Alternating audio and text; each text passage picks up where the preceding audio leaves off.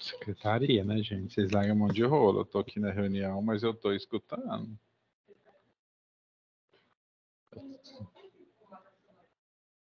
Não, eu vou.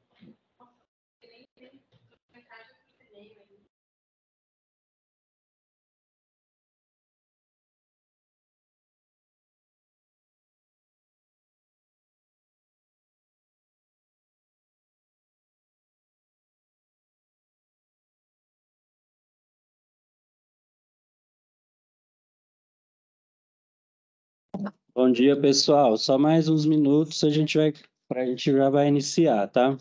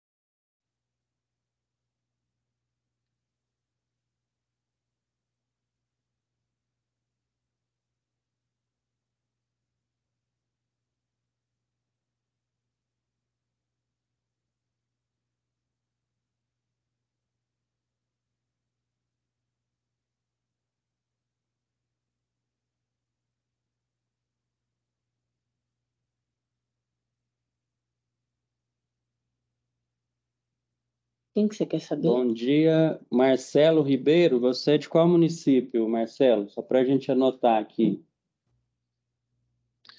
Bom dia. Eu fiquei quieto por enquanto, né? Que eu cheguei um pouquinho atrasado, desculpa. Eu sou do município de Jaboticabal, sou diretor de Vigilância em Saúde. Ah, beleza. Bem-vindo, Marcelo. Obrigado, bom dia a todos.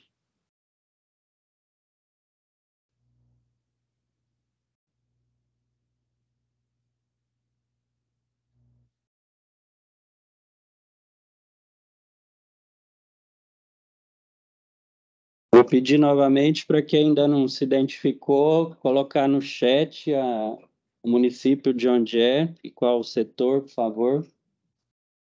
A gente vai pegar a lista de presença pelo bate-papo aqui.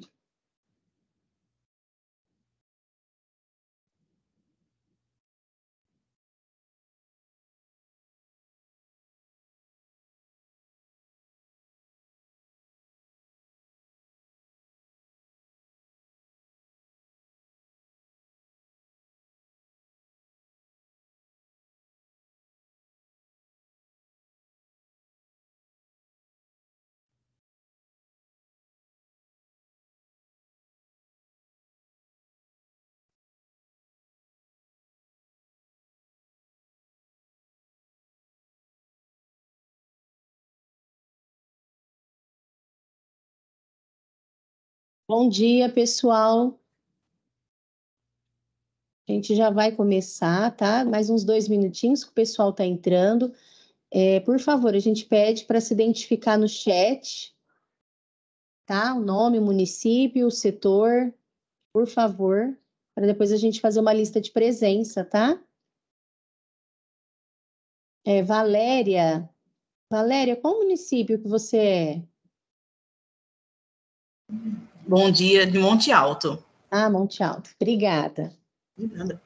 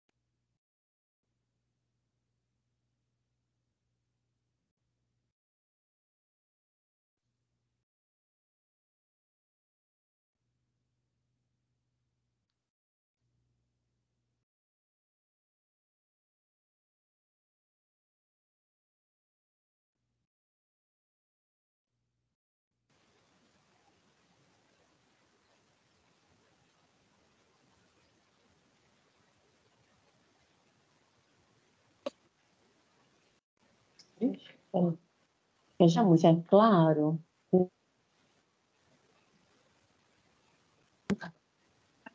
Viu? Tá aberto, tá? Bom dia a todos. Estão nos ouvindo?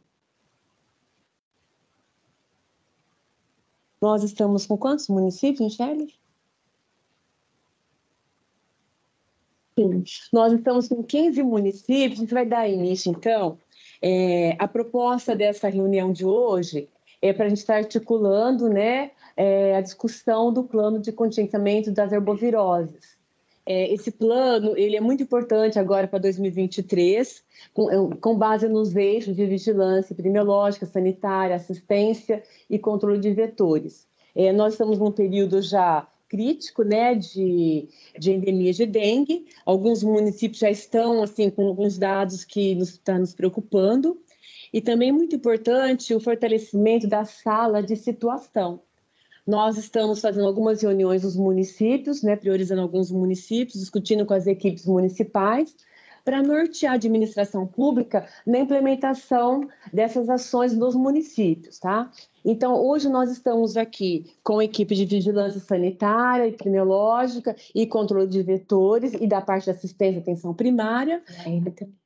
E o IAL está online, que é a parte de laboratórios, né, do Estado, para a gente traçar algumas estratégias e para que os municípios atualizem esses planos e apliquem, né, orienta. E a importância é trabalhar a intersetorialidade, porque não é só a saúde, né, é um trabalho em conjunto, com o saneamento, com a educação, com a área de esporte, para que a gente possa atuar e realizar realmente essas ações durante o período de 2023. Então, eu vou passar a palavra para o restante do grupo para uma breve apresentação. Eu sou a Adriane, sou na diretoria do DRS 13 de Ribeirão Preto.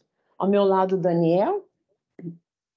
Eu sou o Daniel Marques, sou aqui da Vigilância Epidemiológica da Regional.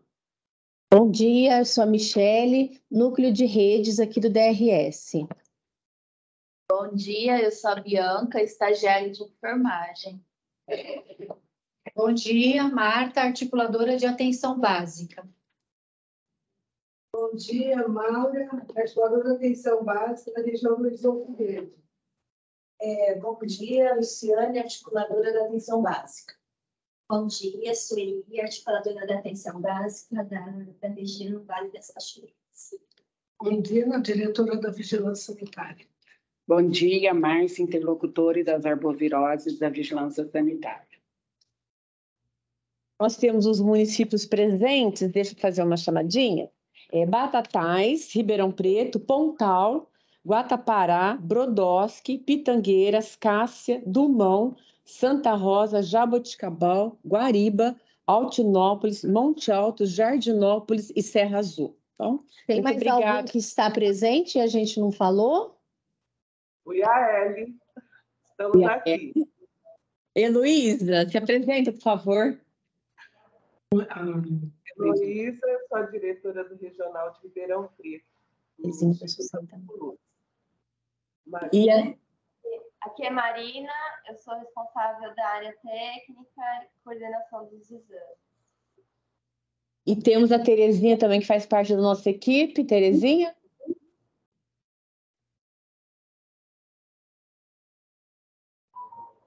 Tá fechado, Terezinha? Microfone. Fechado.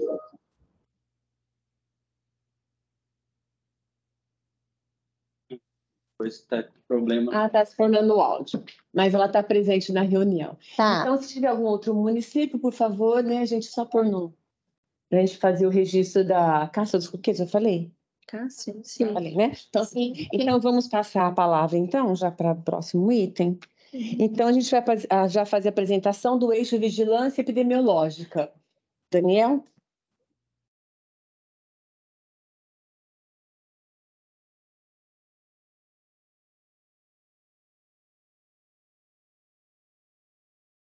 Passo para mim aí, Michele.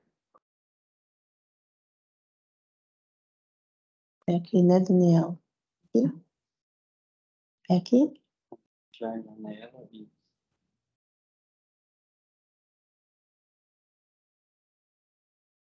Vocês estão vendo a apresentação?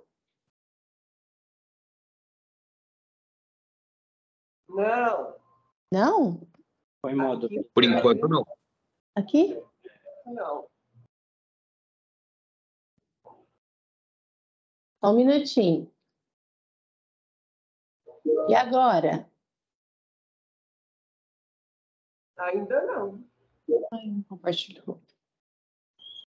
Aperta o ESC aí, Daniel.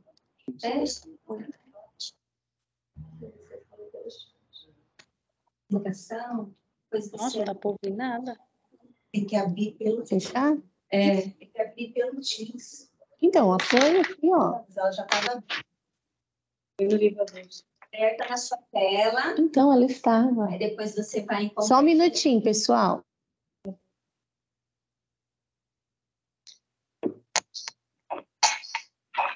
Mas eu vou procurar vocês.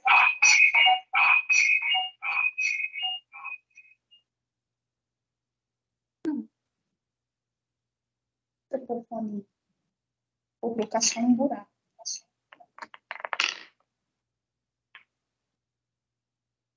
Não tô ouvindo mais nada agora. Aparecer.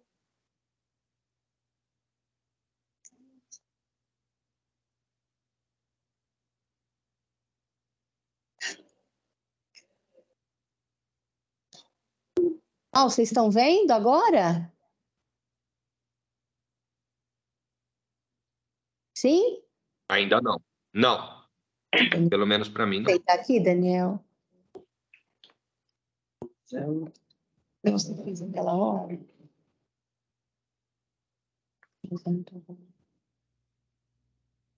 Eu acho que então, o Daniel não é compartilhar a janela. Para aí.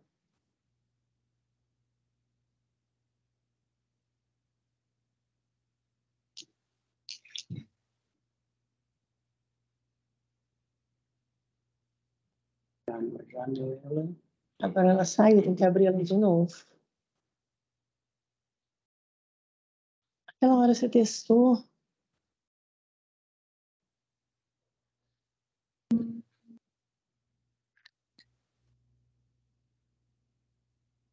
Acho que então não é janela, gente. Em modo apresentação. Eu acho que não é janela. É o modo adicionar um plano. Modo. Destaque, apenas conteúdo, lado a lado. Foi o primeiro, não é? Ah. O modo de apresentação. Normalmente é uma janela que se abre. E ali PowerPoint? Tá escrito PowerPoint. Apareceu isso. Deixa eu pedir para chamar o menino. Aí.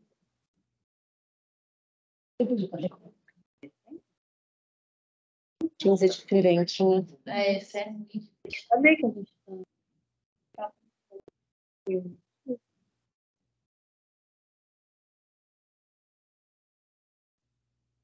Só um minuto, gente. Estamos tentando aqui. Aqui é que vai aparecer. Isso não vai ser.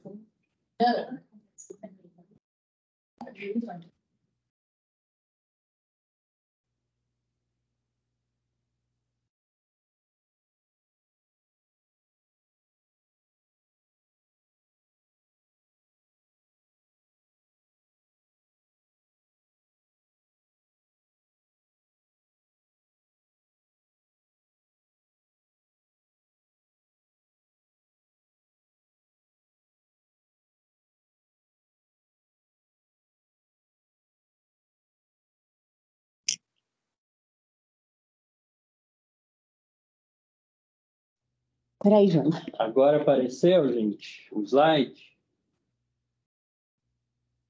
Sim? Agora sim. Ok. Sim.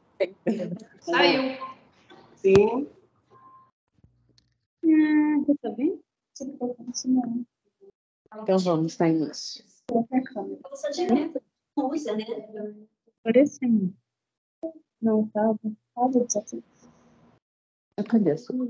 Tá, só então, Das pessoas. vamos começar então. Desculpa aí o atraso.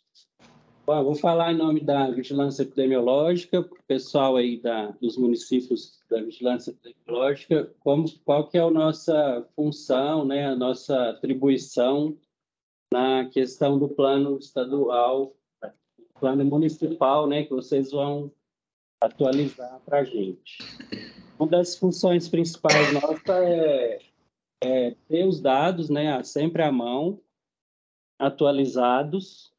E no caso das arboviroses, a gente tem um sistema que é o Sinan Online. Ele é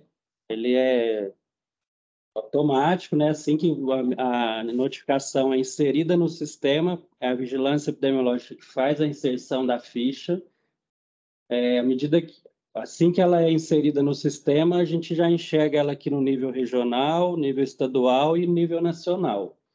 Então, a gente tem um panorama online, né, da dengue, como está o comportamento nos municípios.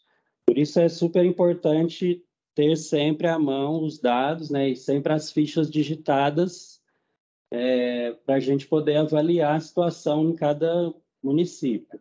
E o Estado faz isso semanalmente, né, o nível nacional também. Então, eu trouxe aqui essa tabela que mostra o nosso histórico da região, né? Desde 2008, a barra azul são os casos notificados e a vermelha os casos que foram confirmados por ano. Então, a gente vê que nossa região, um dos maiores problemas de saúde pública aqui da nossa região são as arboviroses. Então, a gente tem, aqui são casos de dengue, né? A gente teve anos muito importantes, né, com picos epidêmicos, que a gente chama, 2010, 2011, 2013, 2016 foi o máximo que a gente chegou de notificações, 78 mil. Foi o ano que teve também a introdução do vírus Zika, né, na nossa região, no país como um todo. E aqui a gente teve esse aumento de casos, eu tenho um pouco de casos misturados aqui, né, porque na época, como era uma doença nova, a Zika, a gente ainda não tinha muita definição, a diferença entre a dengue e a Zika. Então, acabou que entrando bastante caso de Zika que a gente imagina nessa barra de dengue.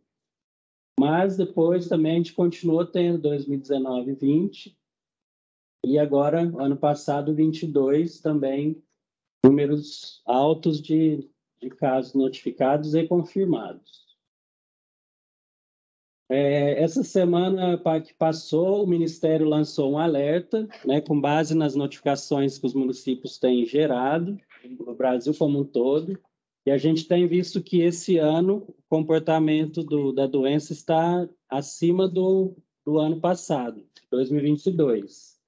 Então, o Ministério da Saúde já lançou esse alerta agora no começo de março, e essa aqui é a curva verde. Vocês verem, aqui é da semana 1 até a semana 52 do ano, né, de janeiro a dezembro. Em 2022, a gente teve esse número de casos prováveis de dengue, né, a sazonalidade da doença, né, ela apresenta mais casos aqui nessa parte do ano, que é abril, maio, tá? E essa a curva verde é 2022. E a curva vermelha é o ano de 2023. Então, a gente já começou o ano de 23 acima do ano passado, né?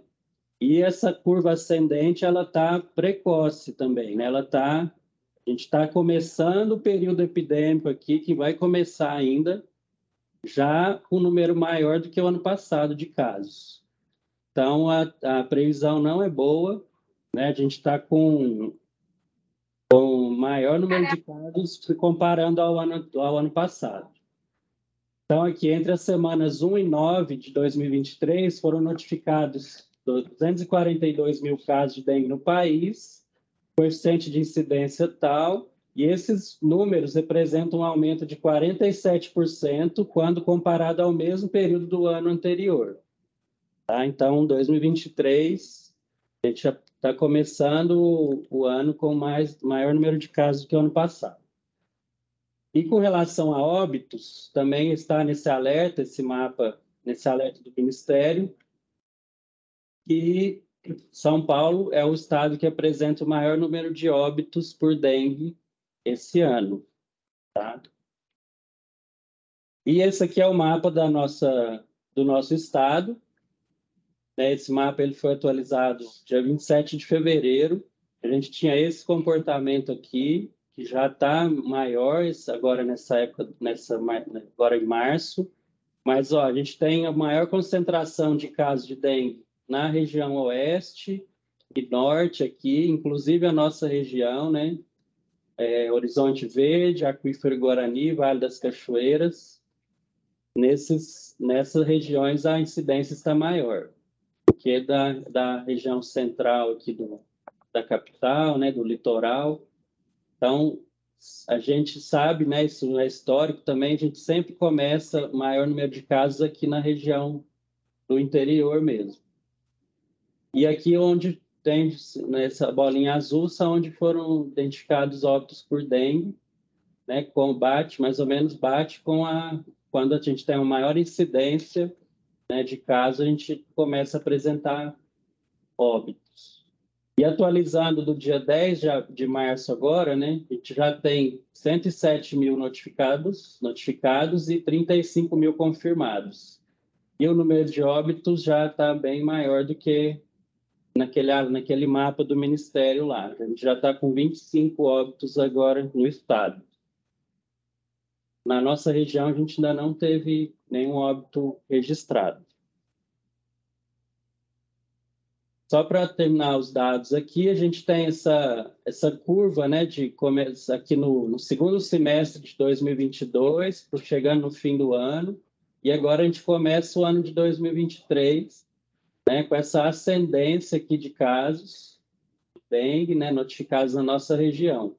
Então, a gente vê que tem tido esse aumento bem progressivo e rápido. Com relação à chikungunya, a gente tem tido casos de chikungunya já aqui na nossa região esse ano. Aqui eu estou mostrando desde 2018 até esse ano. Foi o primeiro registro de chikungunya na nossa região foi em 2018, com 16 casos confirmados. A gente conseguiu, né, conter essa doença com o controle de vetores efetivo, né, durante esses anos.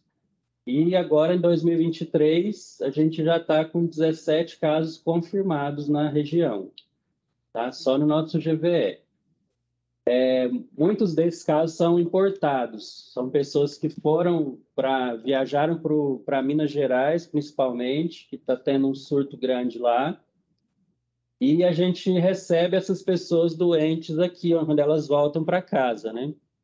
E aí, quando ela está doente, ela chega num período de viremia aqui na região, tem a possibilidade de haver transmissão aqui dentro. O mosquito, o Aedes pica essa pessoa doente, que teve chikungunya lá em outro estado, chega aqui no período de viremia, que é até o 4º dia, mais ou menos. Se o mosquito pica ele aqui, começa a transmissão aqui dentro da nossa região.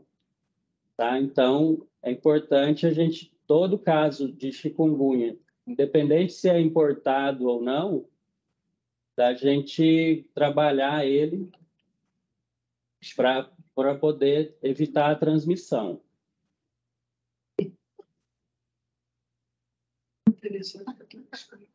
Só um minuto que eu estou voltando aqui na tela.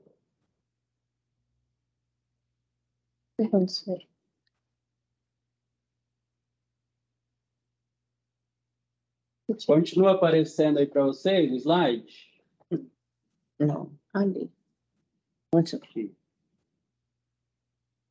Então, o objetivo geral nosso com essa reunião hoje, né, e com o plano que a gente tem que todo ano atualizar, é reduzir a mortalidade, né, a doença e os óbitos por dengue, chikungunya e zika, e o impacto das epidemias na população paulista. E, especificamente, sistematizar o desenvolvimento das ações de maneira integrada e articulada, né, nos diferentes períodos e cenários da transmissão, para melhor direcionamento dos processos, atividades e tomada de decisão, de modo a garantir o desenvolvimento das ações no Estado. Então, é isso que a gente faz aqui na regional, é isso que a gente também conta com vocês nos municípios. E qual que é o princípio da equipe da vigilância epidemiológica? Né? É importante para todos os eixos saberem, né, qual que é a atribuição da vigilância epidemiológica. Então, detectar precocemente a circulação dessas 3 doenças, adotar medidas para evitar novas infecções, bem como o risco de evolução para formas graves de óbito, garantir agilidade na geração de dados, nas análises e na transmissão de informação entre os diversos atores envolvidos, detecção precoce da transmissão da doença e da circulação viral, e garantir a ação rápida e oportuna de prevenção e controle. É isso que a gente faz diariamente na vigilância epidemiológica. Então, todos os casos que passam nas unidades de saúde, na atenção básica, na UPA, nos hospitais, esses casos eles são notificados pelo profissional que está atendendo, né? Às vezes notifica na manual mesmo, na ficha, e depois essa ficha é repassada para a vigilância epidemiológica e a gente insere no sistema SINAM. Tá? Então, todos os casos suspeitos de dengue, chikungunya e zika, em todos os níveis de gestão do SUS, devem ser notificados em até 7 dias, semanalmente. Casos suspeitos de zika em gestantes e óbitos suspeitos por alguma das arboviroses, a gente tem que notificar de forma mais rápida. Lembrando que a gente tem também, além da dengue, da chikungunya, né, a notificação de zika, e hoje ela é só em gestantes, por enquanto. Então, gestantes que apresentam exantema deverão ser investigadas. Fazer o registro de casos dos casos suspeitos no CEVESP, aí já não é lá no SINAM, registra no CEVESP, que é um outro site. E o encerramento das fichas é considerado oportuno até 60 dias após a notificação. Tá? Outra notificação que a gente continua fazendo, né, e detectando os casos de síndrome congênita associada à infecção pelo vírus Zika. Diminuiu bastante, né, nos últimos anos, mas a gente ainda, todo caso que a gente detectar de síndrome congênita que pode ser associada ao Zika, na suspeita, a gente também vai notificar nesse site aqui. E para saber quais definições de caso, quais os critérios para confirmar e descartar casos, a gente tem essas orientações do Estado, né, que foram já divulgadas, tem um link para baixar, com todas as orientações de como atender um caso clínico também e o tratamento desse estado. A gente trabalha na vigilância epidemiológica com cenários epidemiológicos, então a gente faz de todo município uma planilha com o diagrama de controle, né? A gente sabe quanto é esperado para esse município de casos de dengue para uma certa época do ano. Então, a gente tem acompanhado isso. E no plano, vocês têm que constar esses cenários, tá? No município. Cenário silencioso, risco inicial, risco moderado, até o alto risco. Então, o plano de contingência ele é baseado nesses cenários. Então, se você está no risco inicial, você tem algumas ações para fazer. No moderado, já é ações mais intensificadas. Já no alto risco, aí a gente já está com um número elevado de notificações de casos confirmados, aí a gente já acaba não conseguindo controlar caso a caso mais, né? Aí já é situação aqui onde começa a ocorrer alguns óbitos, que são evitáveis, né? Mas quando a gente já chega numa situação de alto risco, já é uma situação um pouco que é difícil controlar. E por isso que a gente faz todo o trabalho no ano todo com a dengue de prevenir que cheguemos no alto risco. Isso é importante, mesmo quando está zerado de casos, a gente investir muito em cada caso, os primeiros casos que acontecem, que são os primeiros casos que, quando eles não são vistos, é que dissemina a doença no território. Tá? Então, isso no plano tem cada ações que devem ser priorizadas nesses cenários. Tá? Nós temos agora, de janeiro desse ano, saiu uma nova edição do manejo clínico das arboviroses, tem esse documento completo, E também houve uma capacitação de manejo clínico, está gravada no YouTube, tá? No canal da Coordenadoria de Controle de Doenças, com um treinamento com 2 médicos, um do Emílio Ribas, outro de Campinas, para manejo clínico da dengue na região, no município. E, além disso, essa aqui é a gravação que foi feita. Tá? Foi agora de fevereiro, está bem atualizada. Só vocês divulgarem para os profissionais para assistirem. Finalizando, esse aqui é o cartão de arbovirose, que a gente já distribuiu para todos os municípios. Quem ainda não pegou, tem disponível aqui na regional. Tá? Esse cartão agora está contemplando as 3 doenças e a gente tem aqui os sintomas, a orientação para dar para o paciente em casa e principalmente para já marcar um retorno desse paciente. E muitas vezes a gente tem visto, o paciente não tem sido acompanhado, né? Ele não marca retorno, e são esses casos que a gente vê quando vai investigar os óbitos, é isso que acontece. O paciente tem um fator de risco, ele tem uma idade aumentada, e aí ele não é acompanhado, ele não tem retorno, ele acaba desidratando em casa, né, e evolui de forma grave.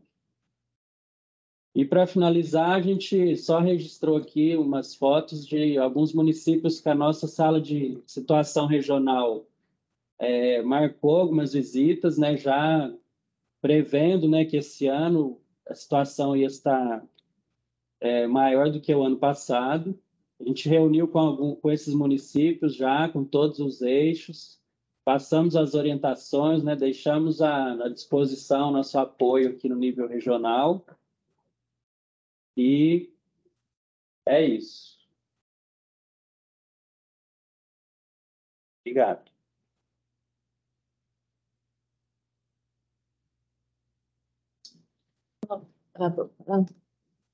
Alguma dúvida, pessoal, para esclarecimento da vigilância?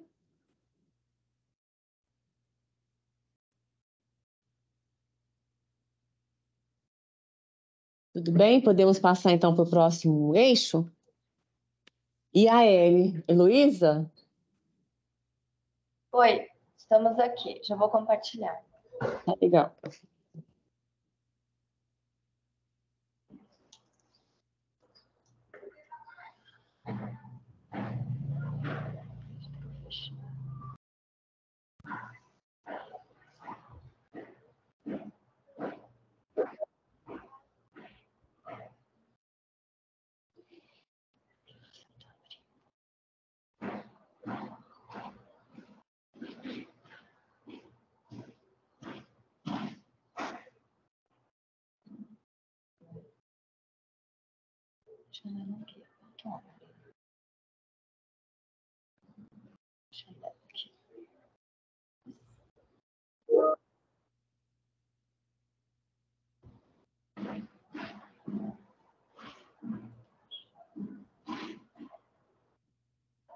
Mas não acredito nisso. Só um instante, por favor. Pessoal, enquanto a Marina vai colocar a apresentação, quem ainda não colocou o nome no chat, por favor, colocar, tá? O nome, a cidade, o setor que é, para depois a gente fazer uma lista de presença, tá bom?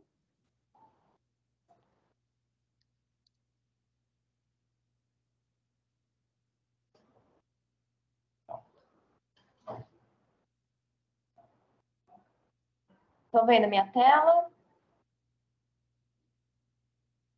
Sim. Tá certo. Sim. Então, nós somos do Centro de Laboratório Regional de Ribeirão Preto. Nós ficamos aqui na Rua Minas, em Ribeirão Preto. Essa é uma pequena apresentação para a gente mostrar um pouco sobre o eixo laboratorial. Então, meu nome é Marina, sou pesquisadora aqui do Instituto do Fulux, participo da Sala de Situação Regional de Arboviroses. E o que é importante ter no nosso eixo laboratorial desse plano de contingência, né? É importante saber que o diagnóstico laboratorial das arboviroses urbanas pode ser feito de acordo com a suspeita clínica. de acordo com o cenário epidemiológico e utilizando a técnica mais oportuna segundo o momento de coleta ou de ocorrência do óbito. Então, nós temos pesquisas sorológicas que detectam anticorpos IgM, por ELISA ou MAC-ELISA. Nós temos pesquisa molecular para detecção do genoma viral por RT-PCR. E temos também histopatologia combinada imunistoquímica para antígenos virais, que é utilizado no caso de óbitos a esclarecer. Isso tudo está bem descrito no Plano Estadual de Contingências de Arbovirose Urbana. Mas aí, às vezes, sobra dúvida, né? Qual exame devo realizar? Então, dependendo do momento da doença em que é realizada a coleta de sangue, é que você vai procurar. No início da doença, o primeiro dia de sintomas é o dia 1, certo? Em seguida, eu posso procurar o vírus ou fragmento de RNA até o dia 5 de sintomas. Então, o primeiro dia dos sintomas é o dia 1, até o dia 5, eu posso fazer, então, RT-PCR desse soro. Os anticorpos IgM eu posso procurar após o 6º dia. Então, a pessoa começou os sintomas no dia 1, aí você conta 2, 3, 4, 5, 6. A partir do 6º dia, eu posso fazer pesquisa de IgM por ELISA. E aí, em seguida, eu vou ter a pesquisa de GG até a finalização da doença. E quais são os exames disponíveis, então, no Adolfo Lutz? Para a dengue, nós temos ELISA-IgM, para amostras coletadas dos casos suspeitos a partir do 6º dia de início de sintomas, e ela é universal, até que se atinja o limite do índice epidêmico para cada município. É possível também ser realizado MAC-ELISA e PCR em tempo real para casos graves, internados e óbitos. E essa coleta não tem interrupção. Para chikungunya, é possível realizar ELISA-IgM para amostras coletadas de casos suspeitos a partir do 6º dia do início de sintomas e o histórico clínico compatível. É possível também fazer o MAC-ELISA, que é um exame confirmatório, para aquelas áreas que não há transmissão confirmada da chikungunya. É possível também fazer pesquisa de Zika vírus por RT-PCR para gestantes com exantemas, recém-nascidos e síndromes de Guillain-Barré. Os protocolos estão bem descritos tanto na Secretaria Estadual de Saúde como no Ministério da Saúde. As amostras coletadas até o 5º dia de soro, amostras de soro, né, coletadas até o 5º dia do início de sintomas. Essa é a amostra preferencial. Existe o protocolo, a opção de coletar também a urina. Mas essa amostra não é a ideal, embora seja aceita até o 10º dia do início de sintomas da coleta de urina. A preferência que a gente recebeu orientação é que colha-se o soro, porque é um exame que tem maior sensibilidade e vai dar uma resposta melhor para a gestante.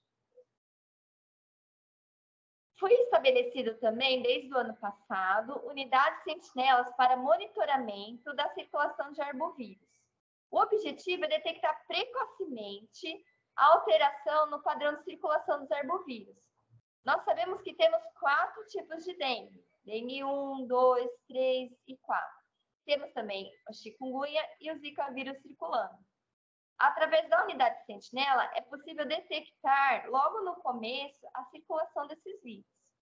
Essas amostras, elas são colhidas nas unidades sentinelas, que foram definidas em CIR. E tudo depende dos critérios clínicos epidemiológicos, e essas amostras têm que ser de até o 5º dia de início de sintomas. Por unidade sentinela, é possível colher 8 amostras por mês.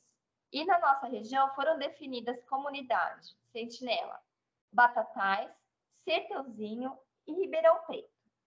Nós estamos expondo aqui essa situação para que, de repente, no protocolo municipal que vocês vão fazer, o plano de contingência, seja nomeado, né?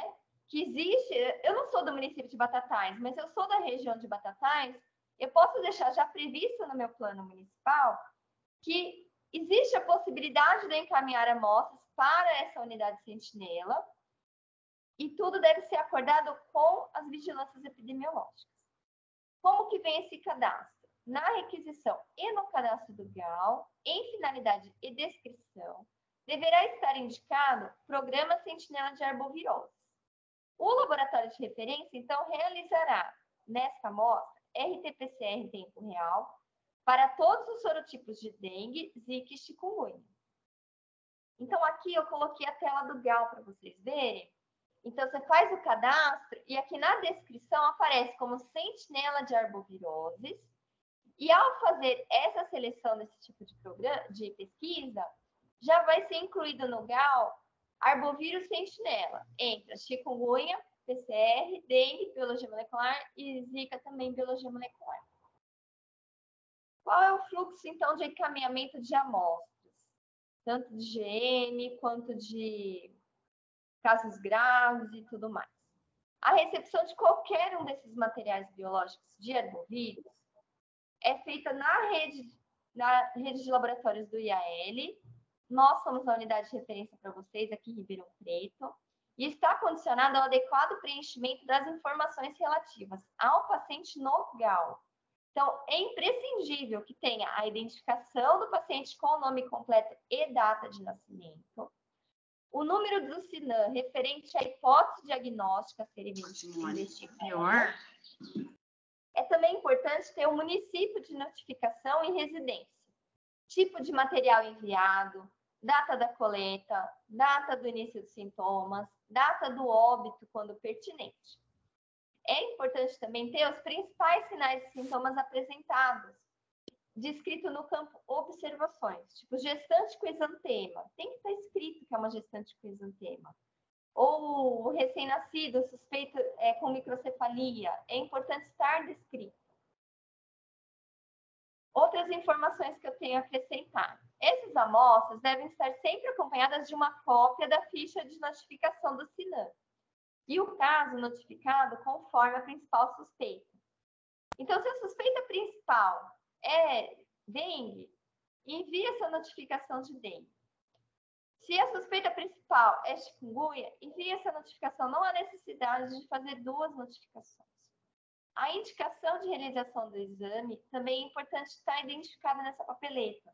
Por exemplo, se o município é silencioso, se o caso é grave, o paciente está internado, se o paciente foi a óbito, se a gestante é suspeita de zika, uma gestante com exantema, se o recém-nascido é exposto ao vírus zika, suspeita, né, de ser exposto, ou se é uma unidade sentinela, isso tem que estar identificado já na papeleta que vem junto com a amostra. Em qualquer cenário epidêmico, todos os casos graves e óbitos e todas as gestantes com exantemas deverão ser investigados laboratorialmente. Eu ressalto aqui, não deve ser interrompida a coleta nem de caso grave, nem de óbito, nem de gestante com exantema. Interrompe-se apenas a coleta de GM quando atinge o índice epidêmico. Eu quero falar para vocês um pouquinho, então, sobre como acondicionar e transportar essas amostras. Isso é muito importante para a segurança, não só de quem faz o transporte, mas também para que o exame seja bem realizado. Então, as amostras biológicas, elas devem ser acondicionadas e transportadas em caixas térmicas, higienizáveis, impermeável, identificadas com substância biológica, ou as caixas térmicas apropriadas para substâncias infecciosas. Aqui eu tenho um exemplo da caixa rígida, essa caixa azul. Deve ser colocada a estante no centro, deve ser colocado bastante gelóx, esse gelo reciclável, para segurar, tomar cuidado para essas amostras não tombarem. Após a coleta, as amostras devem ser encaminhadas o mais rápido possível ao laboratório. Aqui eu tenho mais umas fotos de exemplos de estantes que podem ser acomodadas essas amostras. O acondicionamento deverá atender os aspectos sanitários para evitar a contaminação e proliferação de vetores. Nós estamos falando de dengue, mas esse paciente ele pode ser suspeito de outras doenças. Então, tem que tomar muito cuidado para que essas amostras não tenham vazamentos, não contaminem nem quem está transportando, nem o meio ambiente. Todas as amostras devem ser devidamente identificadas, com o nome do paciente, a data e o local de procedência, e o exame a ser realizado. Importante, as etiquetas devem ser coladas de forma a não ocultar o volume, o nível do volume da amostra e também não cobrir o código de barras. Aqui eu tenho um exemplo de um tubo que vem com esse gelzinho separador. Se você utiliza esse tipo de tubo para coleta de soro, feito a centrifugação, o gel já separa o soro. Não há necessidade de transferir esse soro para um novo tubo. Pode ser encaminhado ao laboratório este tubo já com o gel e a identificação correta.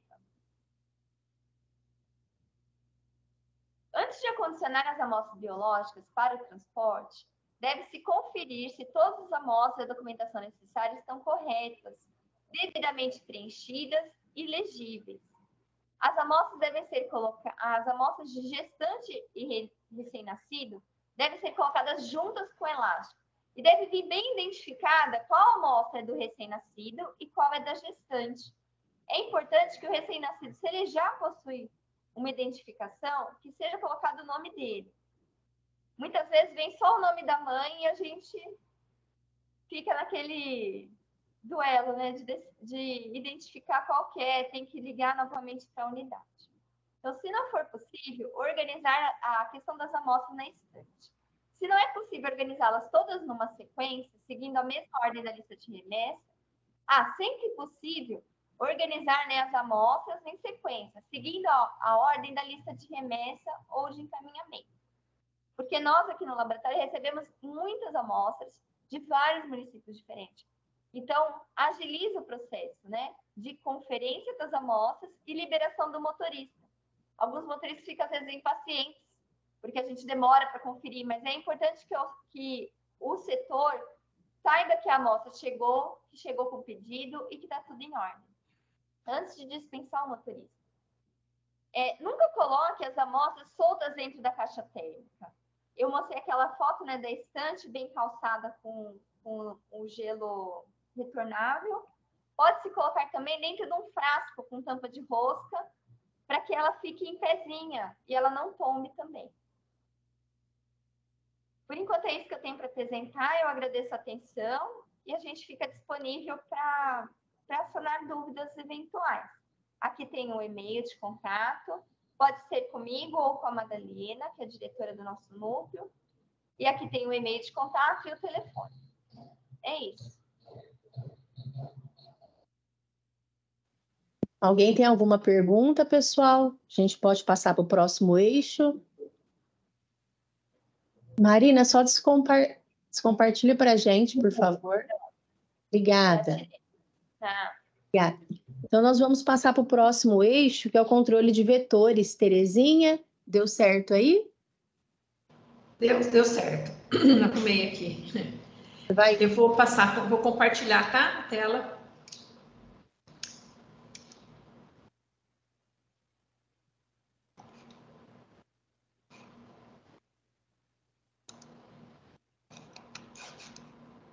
Tá aparecendo a tela? Não. Não? Ainda não. Então, espera só um minutinho. Acho que não tô...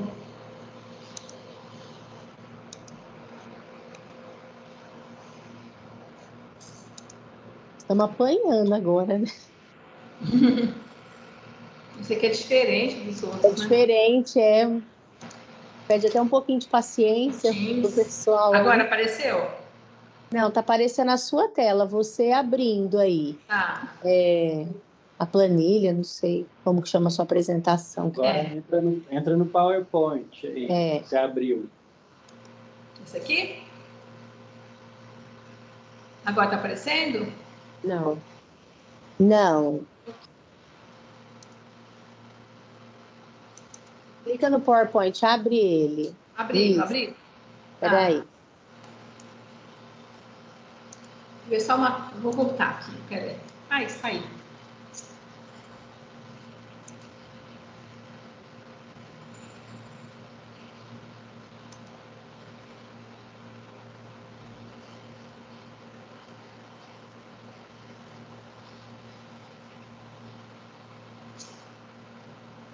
Terezinha, deixa a apresentação já aberta aí na sua tela.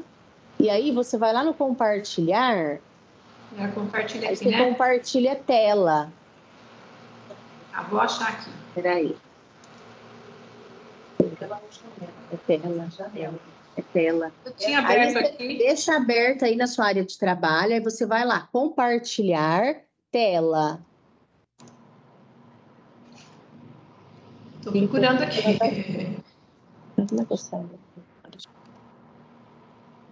Vou abrir o documento, né? Abre ele na sua tela, na sua área de trabalho. Depois você vai lá, compartilhar tela.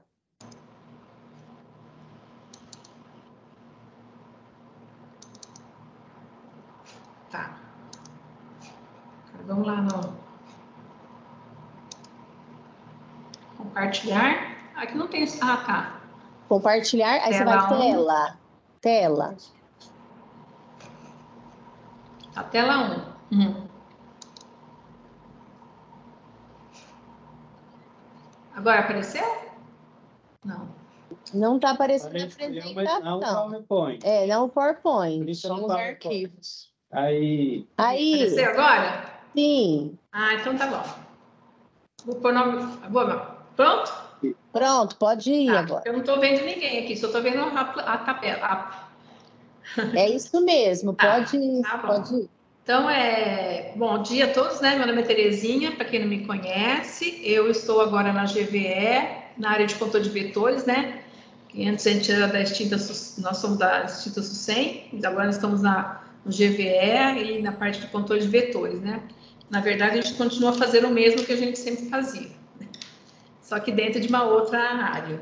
Então, eu vou passar para vocês as planilhas para a gente poder, parte do controle de vetores, né? Como sempre, a gente passa para vocês aquelas planilhas de todo ano, né? Então, essas planilhas, assim, acho que tem muita gente que já conhece, e eu vou só passar novamente, se tiver alguma dúvida, vocês depois perguntem para mim, tá bom? Então, essa aqui é do Plano de Conjunto 2023-2024, né? E as planilhas de ações de controle de vetores e também as ações de comunicação e ação social. Então, aqui a primeira planilha, né?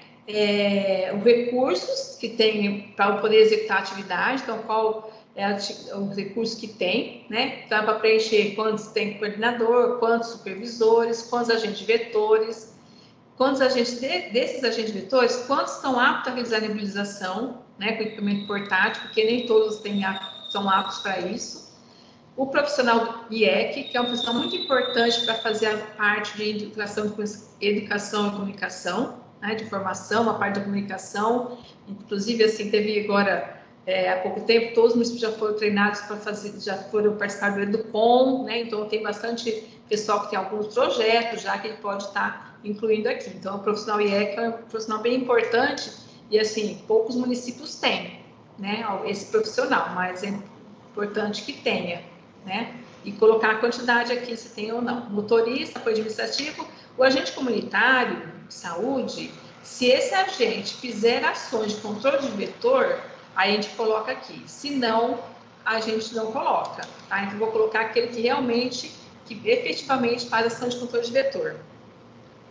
Aí, os veículos, né? Escadas, equipamento de aplicação, né, o qual que tem, qual marca, né, e qual disponível. Então, de higienização postal, de compressão prévia, que essa aqui vai usar em ponto estratégico, quantidade que tem ou não. Os EPIs, né, que são equipamentos de proteção individual, que o pessoal tem para poder fazer as atividades, principalmente de nebulização, né, se tem ou não, quantidade que tem disponível. Então, essa planilha aqui é mais a questão de recursos que eu tenho para poder executar as atividades de controle de criadores. Controle de vigilância do OS. A outra planilha é a da visita a imóveis, né? Que é para ser preenchida aqui também. Assim, tem uma atenção aqui na questão de agentes trabalhados, para a gente colocar a quantidade, o número de imóveis trabalhados de agente, prestar atenção na quantidade de agente dia. Né, imóveis que a gente pode trabalhar por dia, tá? Então, às vezes, a gente vai fazendo as contas aqui, quando a gente vai somar, tem, assim, nenhum imóvel por dia que o agente vai fazer, entendeu? porque não está colocando, então, a quantidade certa de imóveis a ser trabalhado. O número de imóveis, para poder preencher, né, deve priorizar aquelas áreas que têm maior alcance de casa das doenças, transmitidas pelo Aedes, né, das arboviroses.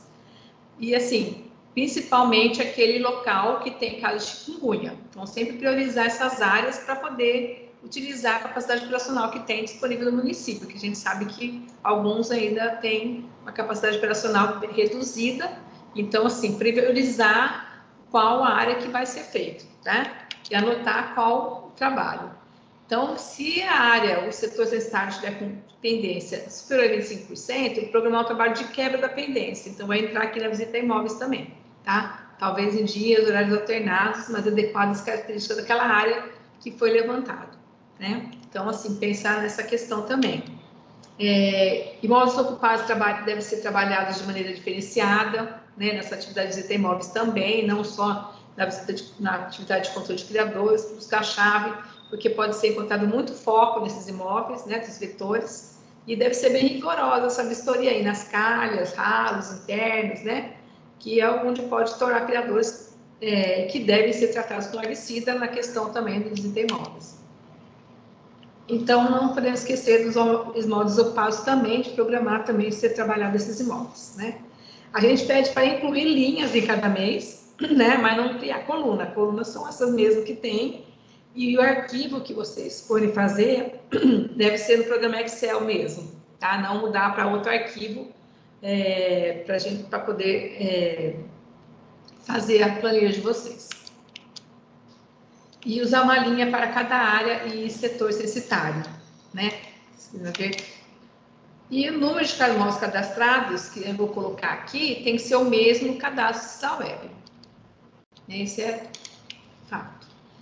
A parte da DL, né, avaliação da densidade larvária, eu vou colocar o município, né, e a área a ser mostrada. Então, para municípios, deve amostrar todas as áreas, tá? Para município que tem mais de 30 setores censitários ou mais, tem que trabalhar 600 imóveis, né?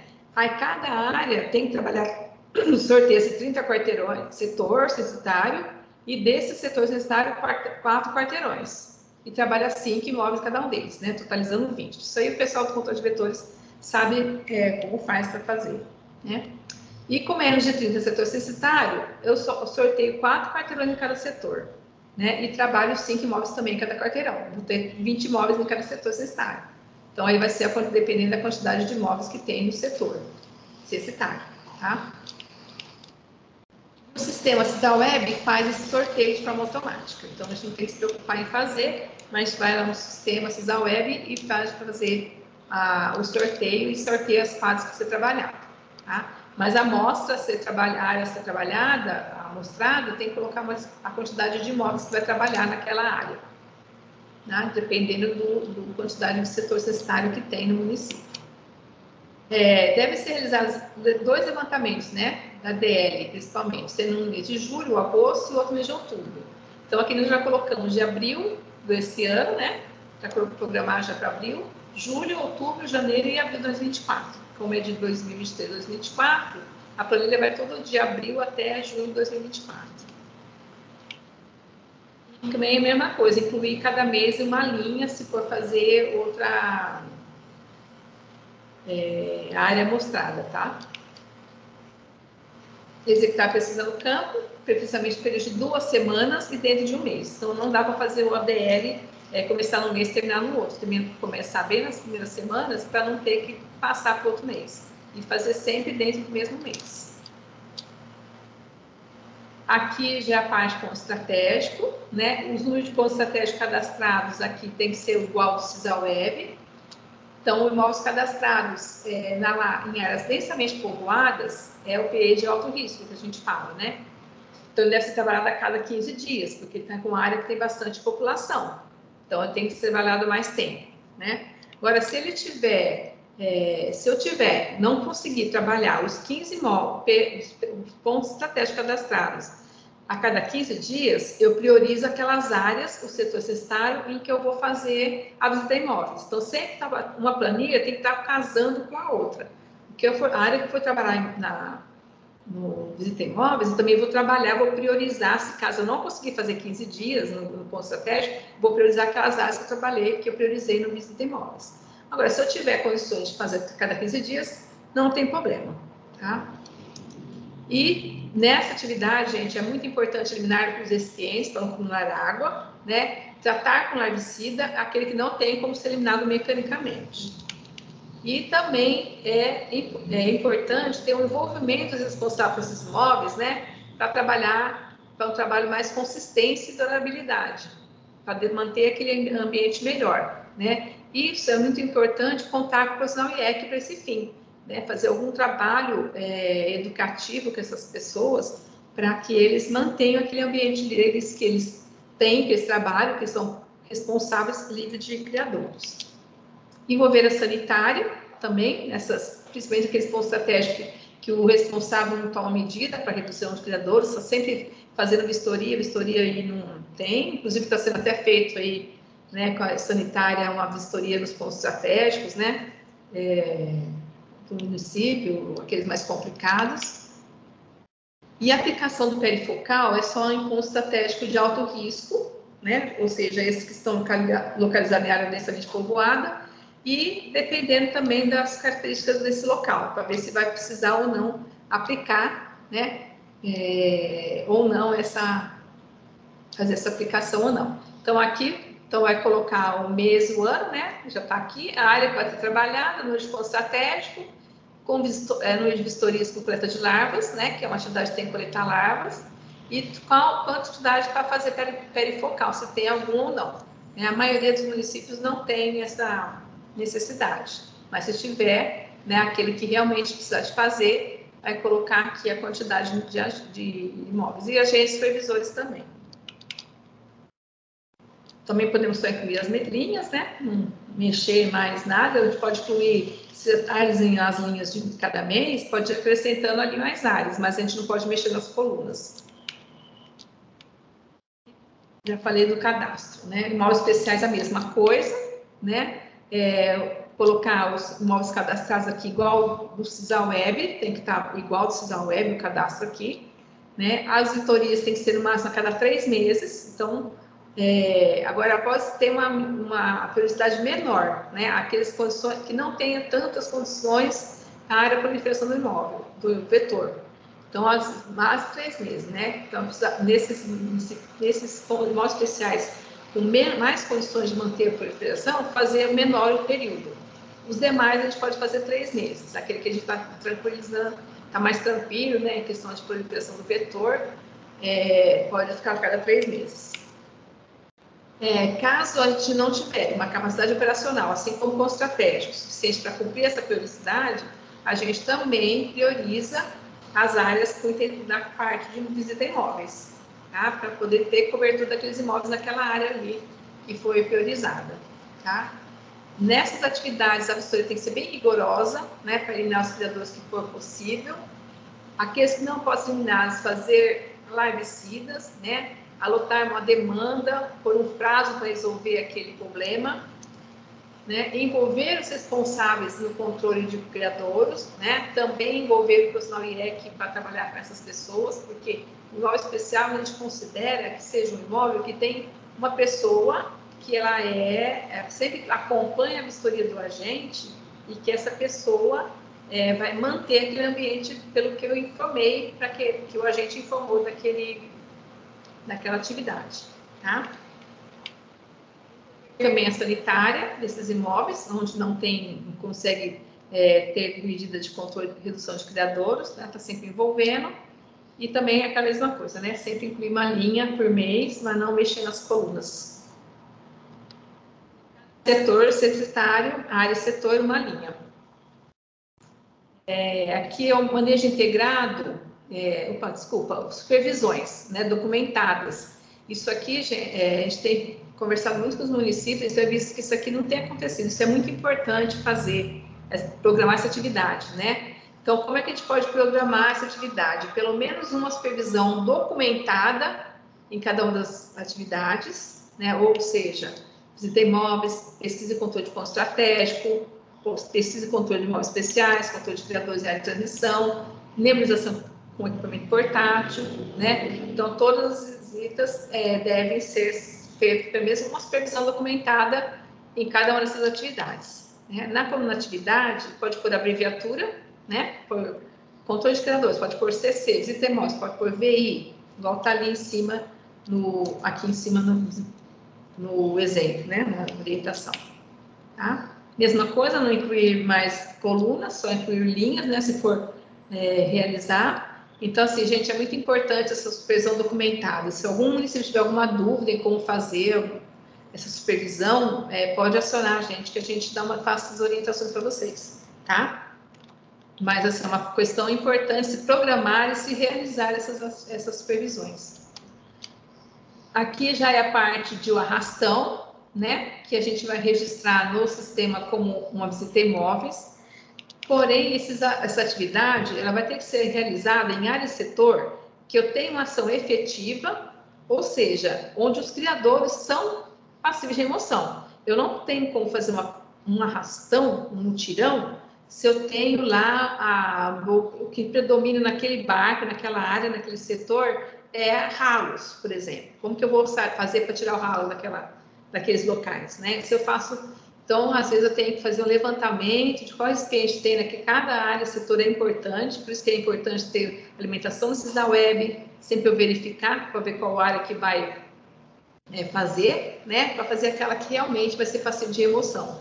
Ter recipientes passíveis de remoção, poder tirar do imóvel aqueles criadouros, tá? Caso não seja, não tem por que ser realizada, né? Preferencialmente também realizar em meses de outubro e novembro, porque a chuva não está intensa ainda e vai remover os ovos que tem, os recipientes que têm ovos, né? Que tem um impacto bem significativo na população do vetor. Ou seja, se eu tiver ovos, eu vou ter vetor. Então, eu fazendo nesses meses onde não tem chuva, eu vou tirar ali os recipientes que tinham ovos, né? E a gente sabe que o ovo do mosquito pode ficar no seco durante um ano. Também não pode se estender por muito tempo, né? Porque tem que ser uma coisa mais rápida, né? Tanto que chama arrastão, uma coisa até mudou um pouquinho, né? Estava aqui com arrastão de limpeza, mas pode fazer com um mutirão, né? O mandato da área não deve se estender uma semana, pois tem que ver o recurso que a gente tem, né? De acordo com o tamanho daquela área que vai ser coberta, que vai ser feita o arrastão. Então, aqui tem preenchimento de número de pessoas, né? Número de imóveis, número de caminhões necessários para recolher o que tirarem dos imóveis. Uma linha para cada setor, né? Se for fazer. Aqui já é a parte de quando tiver na questão da transmissão já, né? Suspeita e confirmados. Então, essa atividade de controle de criadouros e nebulização. Então, aqui eu vou preencher, né? Essas atividades ela é feita para interromper a circulação de vírus, né? Depende da atuação do local certo, no tempo certo, e o trabalho executado de acordo com a norma técnica. Tem que ter uma cobertura e uma qualidade, né? Senão a gente não vai conseguir interromper a circulação do vírus. Então tem que ter uma boa atuação. Então parece que a gente tem que colocar aqui na planilha quais as formas que eu vou realizar, né? Fazer para agilizar o fluxo de informações entre a atenção básica, a vigilância epidemiológica e controle de vetores, para executar as atividades, porque às vezes eu chego com atenção básica ou vigilância epidemiológica, chega para o controle de vetor, manda os casos já ali confirmados já para o vetor, já que faz 10 dias ficar na gaveta, isso não pode acontecer. Então, o que vai fazer para agilizar esse fluxo? Se eu não tiver esse problema, beleza. Se eu tenho esse problema, o que eu posso fazer para agilizar o fluxo entre essas informações, né? Para chegar ao controle de vetores, para poder fazer atividade em tempo oportuno, senão, se demorar mais de 15 dias, não vai resolver muita coisa, né? E a outra é descrever as formas para utilizar para baixar a pendência, como fazer controle de criadores, tem que ser abaixo de 5% para poder nebulizar, né? Então, tem que deixar o que eu posso fazer, eu vou ter que trabalhar no final de semana, eu vou ter que fazer, estender o horário, eles vão entrar mais tarde, sair mais tarde, vai depender também do local que vai trabalhar, né? Como é que é ali, se é dormitório, como é que faz, que horário que vai ter pessoas para fazer ali a pendência. Então, que forma que vai fazer para a pendência? E também qual a forma de utilizar para reduzir a recusa na população quanto à nebulização Porque tem, às vezes, a gente está tendo uma recusa grande de municípios, de pessoas que não querem fazer nebulização, né? Então, o que eu posso fazer para diminuir essa recusa, né? Quando for fazer essa atividade, que os moradores não recusem, os proprietários de imóveis não recusem que se faça, né? Qual é a forma que eu posso utilizar? Então, escrever sucintamente em cada campo, né? Pensar em atividade de comunicação social como uma forma de reduzir a recusa da população à nebulização, mas não tanto, nem tanto quanto a nebulização, né? A gente tem que aproveitar também nessas atividades de comunicação social, mas principalmente aqui, né? Não adianta eu trabalhar a comunicação social num bairro, fazendo a comunicação num bairro, explicando que vai ter nebulização num bairro, sendo que vai ter no outro e assim por diante, né? Numa área, num setor. Então, sempre aqui colocar, escrever sucintamente o que vai ser feito para cada situação. A gente não esquece também de colocar no município, viu? Que às vezes a planilha se perde por aqui. Essa aqui é o cadastro, já entramos na parte de educação, comunicação, mobilização social, né? Que seria atividades para poder ir fazer uma prevenção. Então, programar. Para eu poder programar essas atividades, eu tenho que ter um cadastro daqueles equipamentos sociais que eu tenho no município, né? Esses equipamentos social é aquela instituição que é possível articular políticas sociais, né? Então eu tenho como utilizar, ter esse equipamento social que vai me ajudar na questão da comunicação, da mobilização da população, né? Então eu posso pensar numa escola, eu posso pensar na igreja, eu posso pensar na associação de morador, a velha guarda. Então o que eu tenho de equipamento social no local, naquele município? Então, eu vou colocar na cada área do setor censitário qual o nome do equipamento social que eu tenho. Então, Escola Estadual Maria das Neves, né? Não sei, inventei um nome aqui. Então, vou colocar ali o nome da escola. É a Associação de Moradores do Bairro Ipiranga, digamos assim, tá? Então, colocar o nome dos cadastros, fazer um cadastro disso, né? É importante se ter isso para poder ver o que eu posso fazer de comunicação e mobilização, quem que eu vou poder usar para poder fazer isso, né? Então, isso aqui é imprescindível para fazer trabalho do profissional IEC, é imprescindível que tenha esse cadastro dos equipamentos sociais do município. Também eu posso incluir linhas, tá? Não vou incluir mais colunas. Aqui já é a planilha de atividades que vão ser desenvolvidas com setores da sociedade. Então, eu levantei já quais setores da sociedade que eu vou trabalhar, que eu posso fazer uma política social, né? De ajudar a fazer comunicação, mobilização da população. Eu já tenho aquelas pessoas, aqueles locais, aqueles setores. Então, quem que eu vou usar, o que eu vou fazer para cada setor que eu levantei ali, que eu tenho no município, né? Então, as atividades de comunicação então, são separadas aqui, comunicação social e mobilização social. Quando for a parte de comunicação, eu vou colocar na parte aqui, nessa parte de atividade de comunicação social, tá? O que seria a comunicação? É que um dado segmento da população recebe informações sobre determinado assunto. Então, contudo, não há como saber se houve mobilização decorrente dessa informação. Eu fui lá simplesmente passei a informação de como eliminar criadouros numa escola ou no culto religioso, como está aqui, né? Fui lá, passei a informação. Essa informação teve alguma ação das pessoas ali? Aquele grupo que eu passei, que eu fiz informei, se mobilizou para fazer alguma atividade, para poder passar o que eles aprenderam para aquela população, né? Então, a gente não tem como saber se teve ou não, né? E a mobilização já dá para verificar. Você faz lá uma ação, você vê que foi feita lá uma ação que os idosos do Clube da Velha Guarda foram visitar a casa para informar o morador de como eliminar esses criadouros, vistoriar o imóvel e eliminar os criadouros junto com o morador. Ou seja, fazer ali uma vistoria, um mutirãozinho, né, para o pessoal do Clube de terceira idade. Então, o pessoal se mobilizou e foi até um certo bairro deles, até a localidade deles ali, se organizaram para fazer a atividade de mobilização, a qual o profissional IEC pode estar também, aí articulando isso com esse público-alvo, tá? Com esse setor da sociedade que a gente tem. Terceira idade, escola, né? Sempre preencher, então, a diferença de comunicação e mobilização. Tá? Se caso tiverem dúvidas, podem entrar em contato com a gente, que a gente esclarece com vocês, tá bom? preferência é realizar atividades ao mesmo tempo e nas mesmas áreas que estiverem sendo realizadas na intensificação dos imóveis. Então, assim, não adianta eu fazer mobilização fora do que está sendo feito de visita imóvel, né? É importante tentar fazer alguma mobilização ali. Ó, o pessoal está trabalhando na área X, no setor X. Então, eu vou fazer, o que eu vou fazer de mobilização naquele setor, de comunicação naquele setor, né? Onde foi intensificado para fazer visita imóveis. De acordo com o que tem lá também, tá? Também eu posso incluir linhas cada mês, então não posso incluir coluna. E uma linha para cada área e setor necessário. Estou quase terminando, viu, gente? E a questão muito importante, né, que é as ações intersetoriais, para eliminar criador vetor. Essas ações intersetoriais que a gente fala, tem a ver com a sala de situação municipal, né? Então, aqui, informar se teve constituída, se é constituída ou não a sala de situação municipal no município, né?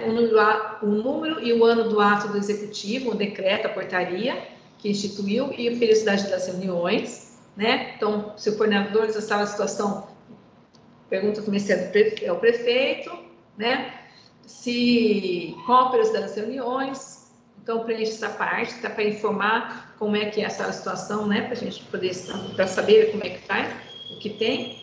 E ali vocês vão colocar o que vocês pactuaram com outras secretarias ou departamentos, né? Como, olha, com a limpeza de boca de lobo, né? A questão de obras, olha, eu vou tentar fazer uma ação com a obra para a gente fazer limpeza de boca de lobo, ou postagem de limpeza de bater baldio, ou tampar de buraco. Então, o que cada administração, ou cada departamento, ou cada secretaria pode ser pactuada, qual ação que eu posso pactuar com essas secretarias, tá? Então, isso é importante que seja discutida essa situação municipal para poder colocar aqui no plano de vocês. Então, se tiver a próxima reunião, ou já chamar uma reunião para ver o que pode ser feito e colocar aqui no plano de vocês até o ano que vem, né? Pensando naquele período mais importante, né? Então, além dessas atividades, cada unidade de administração deve desenvolver ações de eliminação de criadouros nas dependências dos prédios que ocupam. Tá? Então, também é importante a formação de brigadas nos prédios públicos, né?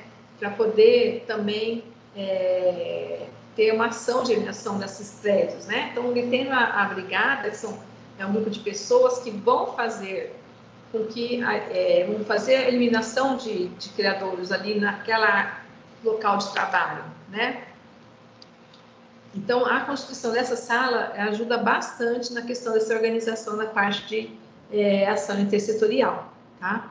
A questão das brigadas também é importante, a gente, se precisarem de alguma coisa, orientação sobre como formar a brigada no município, se vocês tiverem interesse também, eu tenho material aqui também, a gente pode passar para vocês, tá? A gente está aqui para ajudá-los também. Aqui a implementação das brigadas, conforme eu falei, né? Aí eu vou anotar, se eu tiver alguma brigada, não sei se eu tenho ou não, qual o local que tem. Então, Secretaria Municipal de Saúde, o Departamento de Obras que eu tenho lá, eu tenho já a brigada formada, né? Então, eu vou colocar qual é o nome desse departamento e o número de componentes. Tem que ser de 1 até 3 integrantes. Depende do tamanho do imóvel, tá? Para a gente considerar uma brigada. E depois, a primeira tarefa da brigada, depois da capacitação, tem que ser feita uma capacitação para essas pessoas que vão manter o ambiente, né? Elaborar um mapa de risco dentro da edificação, né? Para poder dar uma orientada na execução do trabalho. E o objetivo desse mapa de risco é identificar qual local que tem maior risco e que tem para o vetor, né? Para ter criação do vetor. E que deve ser o objetivo, tem que ser mais frequente a vigilância nesses locais, né? Por conta daqueles clientes que têm problemas de se tornar um criador. Então, se fazer esse mapa de risco, o objetivo é esse, tá? Isso aqui, se vocês estiverem implantados ou forem implantar também, tem que ser feita uma capacitação, tá bom? É isso.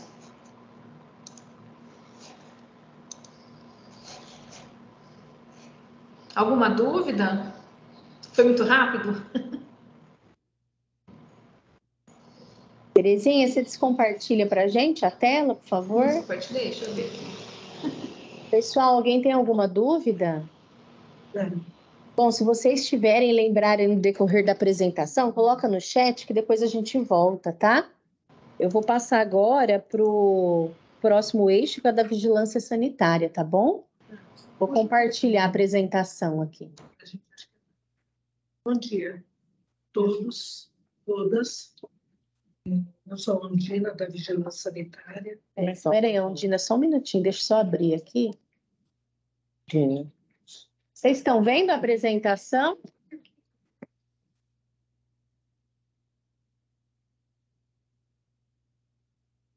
Pessoal, vocês estão vendo? Sim. Sim? Sim. Bom dia a todos, todas. Eu sou a Ondina, da Vigilância Sanitária. Nós estamos passando faz um ano, né, com o plano de contingência, e já existe uma preocupação muito espaço, né, esse ano, de estar com esse número de casos, né, de dengue em todos os municípios, mas muitos municípios. Eu queria alertar, estamos fazendo um trabalho junto com a PROME e também com a Promotoria Pública a respeito Se quiser falar mais próximo aqui para o pessoal. Isso. A respeito dos poços dos municípios de água. E o que está nos preocupando demais, a equipe toda, é a quantidade de lixo que tem nesses locais. E também muito criadouros. Então, precisa o pessoal verificar esses poços. Nós tivemos no município semana passada, a quantidade de lixo que tinha, você sabe que tem que, principalmente, tem que estar muito limpo, tem que estar fora de tudo de aglomeração de coisas. Eles estão deixando isso e é onde está tendo uma quantidade muito, muito grande de criadouros. Então, a gente pede para vocês verificarem. E nas outras áreas da vigilância, vocês sabem, desde um botequinho, desde os lixões, os locais que têm esse acúmulo, a vigilância tem que olhar. Desde um vasinho que esteja em cima de qualquer local, se tiver acúmulo, a vigilância tem que verificar, tem que olhar isso, porque a nossa parte da vigilância sanitária já está implícito a arbovirose. Então, a gente tem que verificar todos esses locais. E, assim, pedir para vocês também verificar, a Michele vai dar a data, né, para a gente não atrasar, deixar tudo isso para o final, viu? Eu gostaria que vocês entrassem rapidamente, já fizessem. A Márcia está aqui, a Márcia que vai fazer a apresentação, e se tiver alguma dificuldade, alguma coisa, pode entrar em contato, tanto comigo como com a Márcia, tá bom? Muito obrigada. Bom dia a todos e a todas.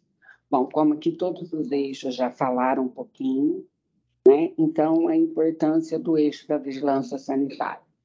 Então, o plano de contingência...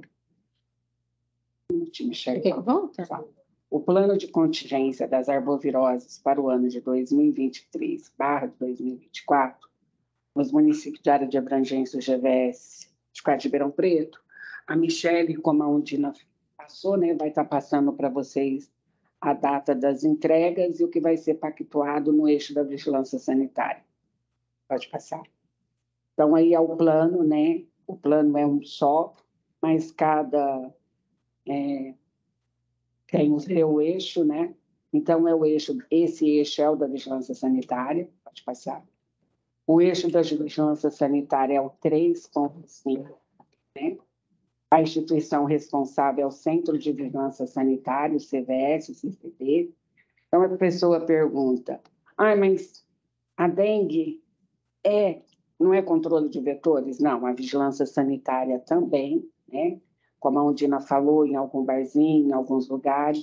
Então, a inspeção sanitária é para avaliar e gerenciar cenários de risco, a saúde decorrente da presença de criadores do mosquito, né, que é os vetores das arboviroses, não se limita aos lotes residência, abrangendo também o comércio de indústria, os prédios institucionais e outras edificações ou espaços nas quais esteja favorecidas as condições para a proliferação do mosquito. Gente, lembrando aqui o seguinte, a vigilância sanitária, ela não vai fazer inspeções na casa, que é o caso que tem muito acumuladores, né? A partir de diversas providências de outras instituições, assistência social, né? Que não está conseguindo o controle de vetores, aí o controle de vetores vai lá ver que eles acumulam muita coisa, entra em contato com a assistente social, depois daí vai para o juiz. Só e dessa forma que a vigilância sanitária ela vai poder fazer a ação junta com o controle de vetores. Tem que ter autorização judicial. Tem que ter uma autorização. Então, por isso que a gente abrange tudo que está aí, pode passar. Então, são os pontos estratégicos, né? Eu vou dar uma pincelada, né? São os pontos estratégicos, os imóveis especiais, locais que podem estar sujeitos à inspeção sanitária. Então, assim, neste contexto do licenciamento sanitário, na portaria CBS 1, de 22 de julho de 2022, ou quando a constatação de reincidência, que foi tudo aquilo que a Terezinha falou lá para vocês, que é envolver a vigilância sanitária, naquele local que ela já foi, já pediu, já orientou, e eles não estão conseguindo resultado, eles envolvem a vigilância sanitária, porque a vigilância sanitária ela tem o poder de polícia administrativa. É onde a vigilância sanitária vai poder estar fazendo o auto de infração para que aquela situação seja adequada. Pode passar.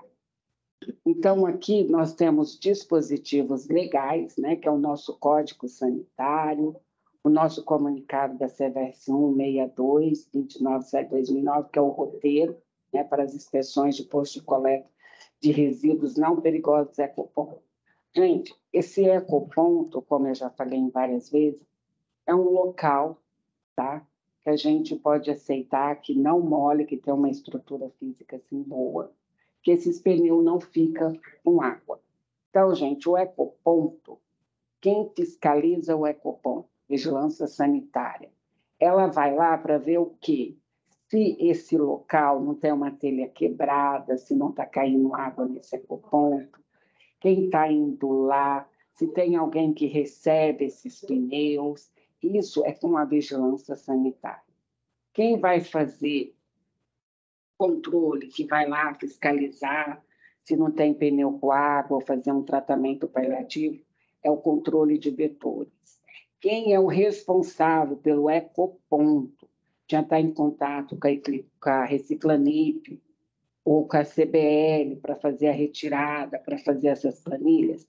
Em alguns lugares é o meio ambiente, mas a gente não decreta isso. Então, se o secretário achar que isso tem que ficar com o controle de vetores, ou tem que ficar com o meio ambiente ou com a vigilância sanitária, isso é de acordo com o que o regimento do município, o que a secretária delegar. Então, o importante é que esses três eixos trabalhem junto para deixar esse ecoponto adequado.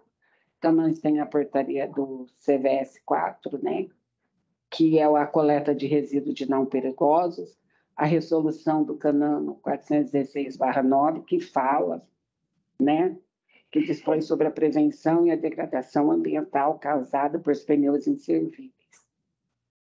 Nessa portaria, a gente vai lá falar o seguinte, que tem que ter ecoponto nos municípios que têm mais de 100 mil habitantes. Na nossa área de abrangência, que tem mais de 100 mil habitantes, que teria que ter um ecoponto, seria Sertãozinho e Ribeirão Preto. Porém, também é de responsabilidade do prefeito, que é aquilo que eu falei para vocês. A gente aceita até um quartinho, uma sala, mas desde que esse local esteja adequado. Não molha os pneus. Pode passar. Então, a Reciclanip, né, gente? Então, o que é a Reciclanip? É uma entidade cujo objetivo é coletar e destinar de forma ambientalmente adequada os pneus, que não servem, que não pode mais ser usado para rodagem. Ela foi criada em 2007 para consolidar o Programa Nacional de Coleta e Destinação de Pneus Inservíveis, criado em 1979 pela Associação Nacional da Indústria Pneumática, NIP. Daquilo lá que eu falei para vocês. Então, a Reciclanip é uma entidade sem lucros, sem fins lucrativos, por isso ela não compra e não vende pneu. No Brasil, os fabricantes de pneus novos, representados pela NIP, arcam com todos os custos de coleta e destinação dos pneus inservíveis. Então, assim, gente, o que eu quero dizer isso com vocês? São as empresas de pneu, a Pirelli, essas grandes marcas, todas essas empresas ajuntam esse dinheiro e pagam para a Reciclanip fazer essa coleta. Entendeu? De todos os pneus que é colocado no mercado, eles têm que tirar também. E a Reciclanip também tem um grande problema, que nós já não temos pneus nacional, a gente tem os pneus que é importado. O pessoal compra na internet, mas mesmo assim, a Reciclanip, ela tira esses pneus também. Pode passar.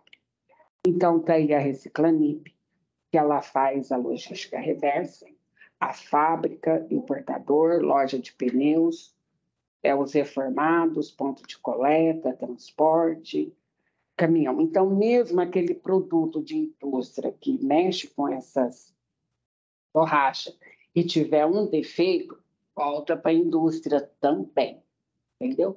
Então, como eu já falei para vocês, lá na frente a resolução do Conselho Nacional Meio Ambiente, o CONAMA 416/9, 2009, né, que dispõe sobre a prevenção e a degradação ambiental causada por pneus inservíveis e a sua destinação ambiental adequada e das outras providências. Pode passar.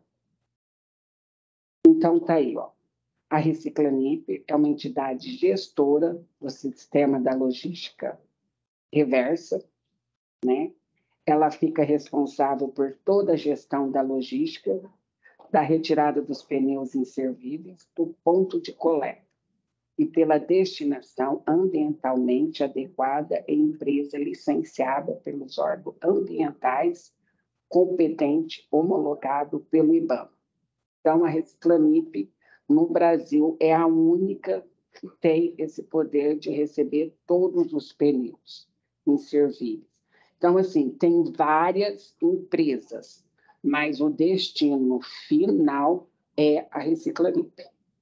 Então, assim, Araraquara, São José do Rio Preto, todo mundo tem um nome. Aqui em Ribeirão Preto, nós temos duas empresas muito conhecidas, que o município conhece, e que faz a retirada de alguns pneus do município, que é o Bira, né, da Multipneu, Magrão. Então, eu estou falando assim, esses nomes bem populares, que é o nome que vocês conhecem, né? Que é o Bira, o Magrão, que faz a retirada de pneus do município, a não ser quando é a Reciclanip. Pode passar. Então, a logística reversa, como eu já falei para vocês também, é um conjunto de procedimentos e meios para recolher e dar encaminhamento pós-venda ou pós-consumo ao setor empresarial para o reaproveitamento ou destinação correta de resíduos. Tipo de logística reversa. Tem a logística reversa pós-venda, né, aquela que retorna ao fornecedor e revender, né, e recondicionar, distribuir, embalagem, proteger e coletar. A logística reversa pós-consumo é que nós trabalhamos, é a mais direta, é a de reciclar e descarte. O importante, gente, é que a Reciclanip, ela não só trabalha com pneus, não. Ela trabalha com os materiais recicláveis também, principalmente as latinhas, né? Ela faz todo esse trabalho aí. Pode passar. Então, como é feita a coleta dos pneus inservíveis?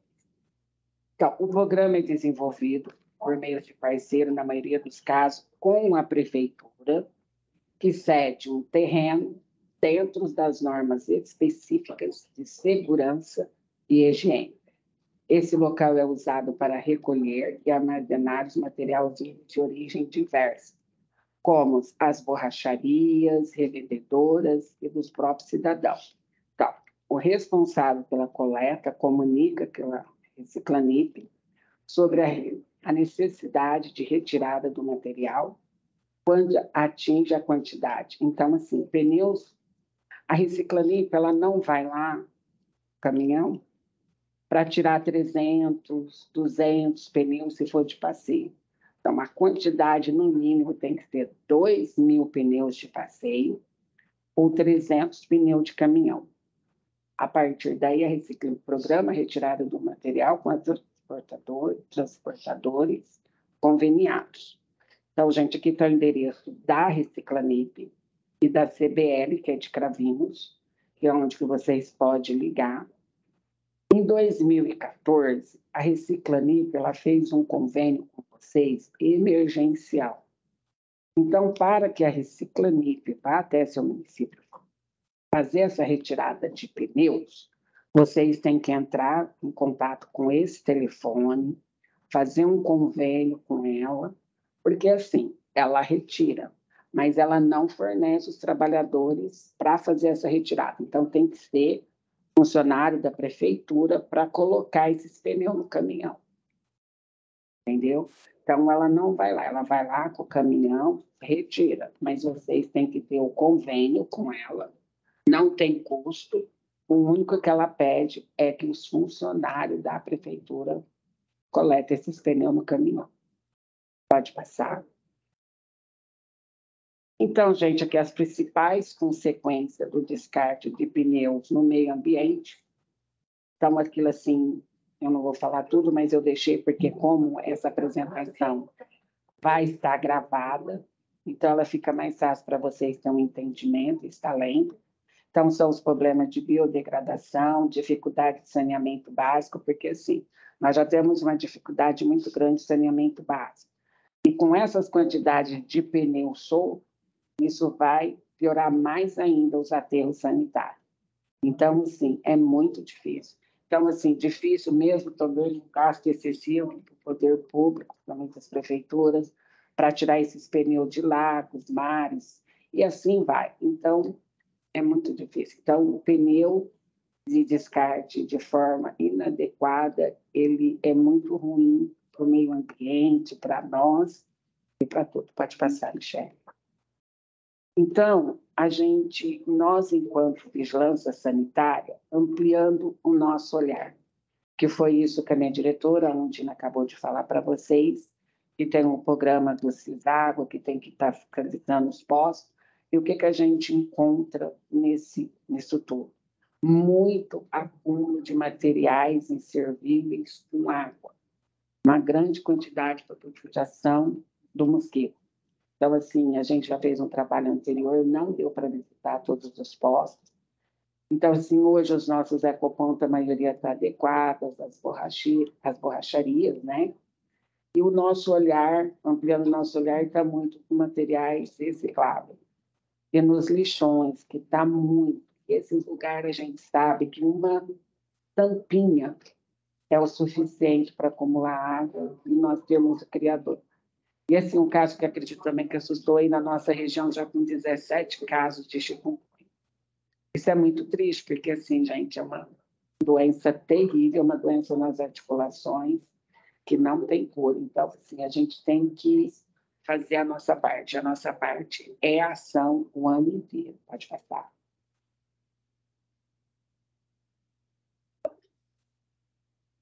Não.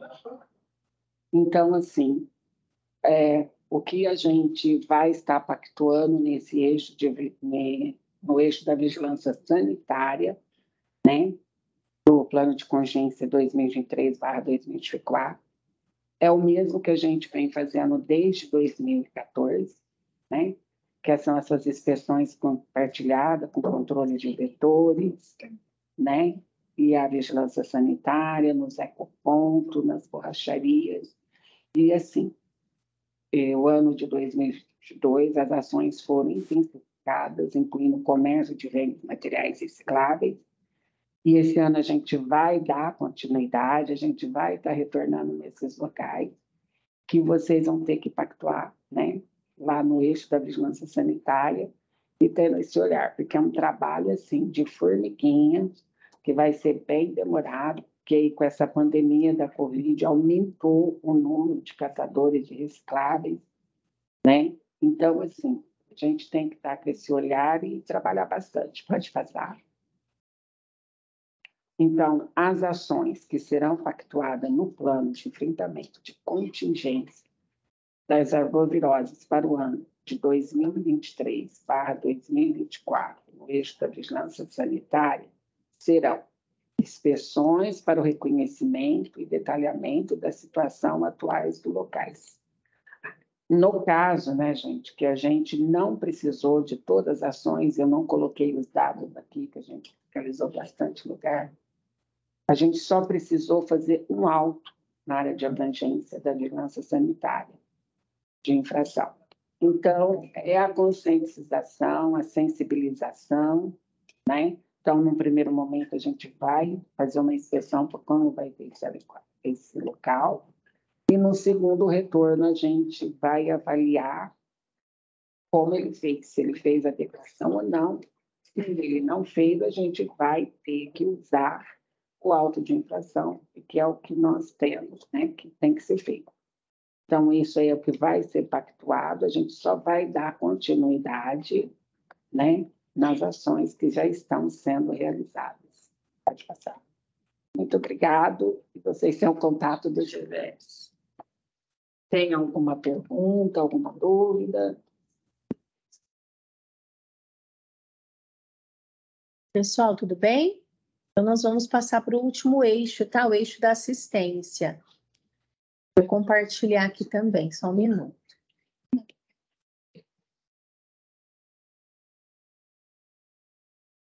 Está aumentando?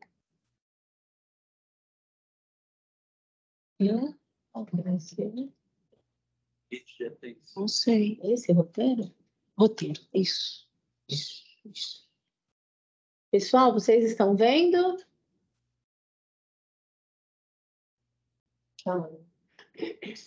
Vocês estão vendo, gente? Sim. Então tá. Sim. Então, eu vou falar sobre o eixo da atenção básica nesse plano, pode passar. Então, para auxiliar os municípios, né, para... Aqui? Tá, esse de baixo, não é? É o setinha. A setinha para cá? Tá. Para auxiliar os municípios, né, na construção do plano municipal de contingência das arboviroses, né, agora de 2023, 2024, nós organizamos um roteiro para ajudá-los, tá? E aí a gente citou os conteúdos que devem ser contemplados. Então, inicialmente, né, quantas e quais são as UBSs que estão organizadas por acolhimento dos pacientes, né, suspeitos de arboviroses? O que essas UBSs realizam? Se o atendimento clínico, notificação, acompanhamento, classificação de risco, solicitação de exames. Se existe o protocolo de atendimento para casos suspeitos e confirmados de arboviroses, né? Se essas UBSs possuem, e se possuem, para anexar os protocolos no plano. Opa, errei aqui. Como é realizado o atendimento das arboviroses nos finais de semana, feriados, no período noturno, como está organizado o fluxo. Então, é importante descrever isso nos planos. Capacitações sobre manejo clínico de pacientes com suspeita de dengue e outras arboviroses para a rede pública e também para a privada. Se isso está planejado ou não e descrever quais são as estratégias. Quais os laboratórios de análises clínicas que realizam o hemograma, né, os exames, listar e especificar quais atendem à noite e final de semana e feriados. Também detalhar o fluxo dos hemogramas, exames, né, citando os prazos, desde a coleta de sangue até o encaminhamento ao laboratório e a entrega dos resultados aos serviços de saúde. Descrever as estratégias de aquisição e monitoramento dos insumos, né, para as UBSs, nos diferentes cenários epidemiológicos, né, para já ter uma licitações prévias, para quando for necessário a UBS, né, não ficar sem esses insumos. Sala de hidratação. Quais são as UBSs que possuem, né, descrever mobiliários, equipamentos e materiais, como cadeiras e macas, esfigmo, manômetros adultos, infantis, termômetros, etc.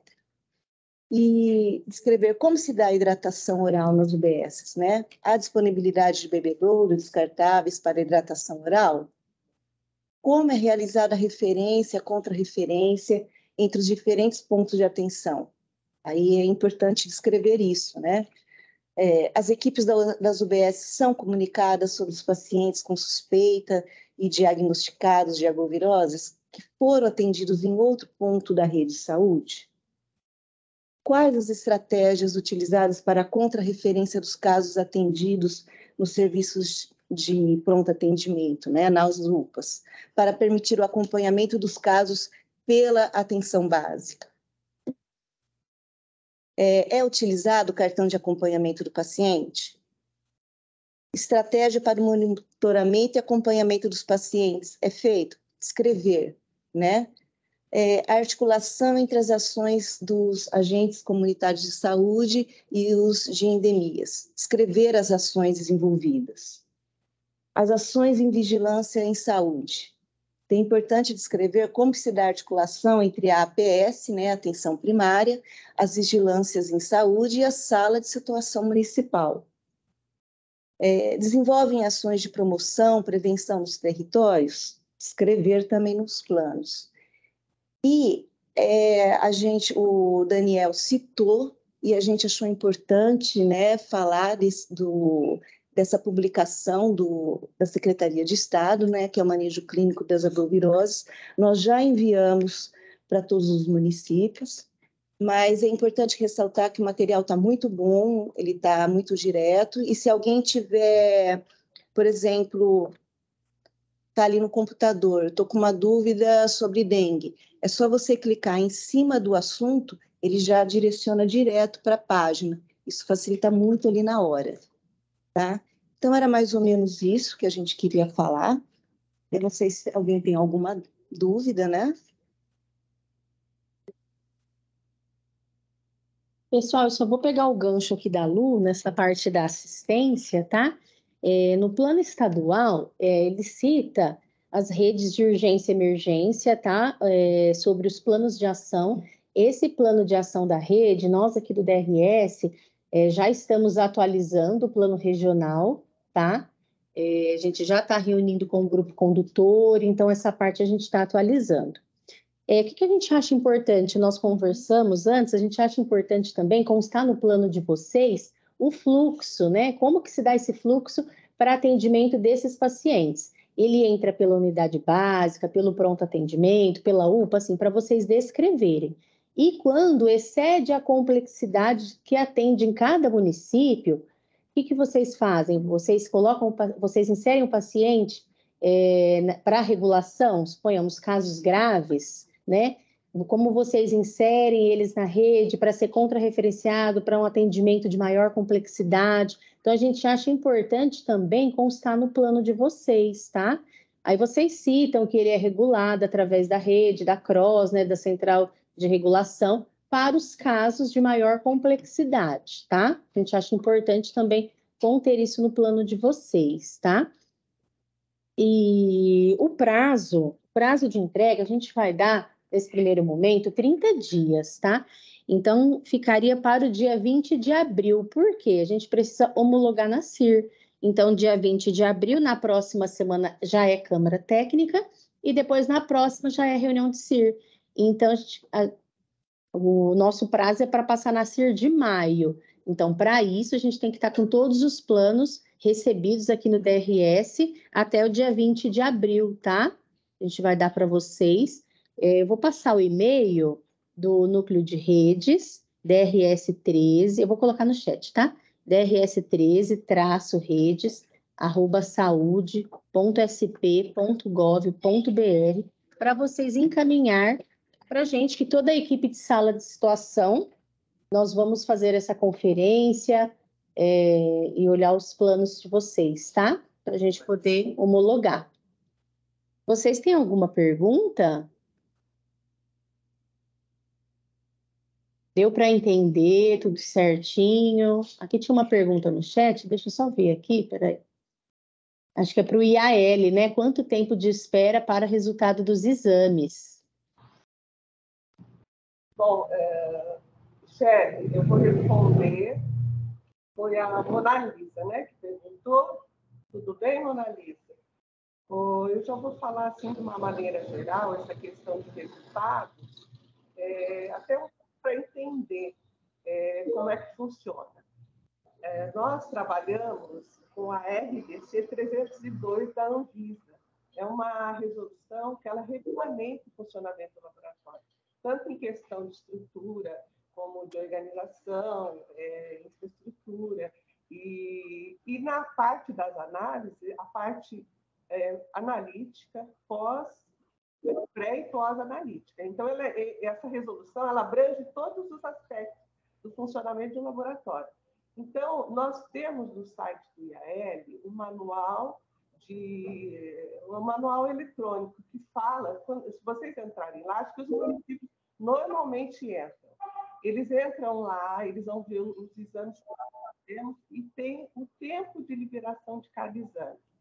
Então, dentro dessa RDC, o exame de ELISA de dengue foi estabelecido, é aprovado, nós somos até, inclusive, monitorados com relação a isso. O exame de dengue, nós temos até 10 dias para liberar. Então, isso depende também, normalmente nós não levamos esse prazo, mas nós temos esse prazo para liberar. Então, depende muito da demanda. É um exame que ele é feito, ele não é um exame que é realizado um exame de cada vez, eles são feitos em placas. Eu acho que nós já tivemos a oportunidade de mostrar aqui as placas para vocês, são 91 exames. Então, se eu tiver 100 exames naquele dia, eu consigo fazer 91. Se eu tiver uma equipe grande, eu consigo fazer mais exames. Então, tudo vai da demanda, do período do ano, das equipes que são montadas. Então, hoje, atualmente, não está passando de uma semana. Mas quero assim, deixar claro para vocês que o estabelecido são 10 dias, tá? Nós tivemos anos anteriores que nós tivemos falta de insumos, então, aí são outras questões. Então, mas sempre seguindo a RDC, nós estamos dentro do que é preconizado, tá certo? Eu até consultei agora, nós estamos já liberando exames já do dia 14, já vamos começar a fazer exames do dia 15, 16. Então, é isso. A demanda está muito grande nesse momento. Nós atendemos a região de 4 DRS. Então, é isso. Acho que é uma explicação geral, porque todos os exames eles têm esses prazos que são estabelecidos dentro da RDC. Tá? Ficou mais alguma dúvida, pessoal? E quero deixar claro, assim, que o nosso... nós temos 10 dias, mas já tivemos exames liberados de um dia para o outro. Ah, então, assim, depende muito. Oi, alguém está querendo falar?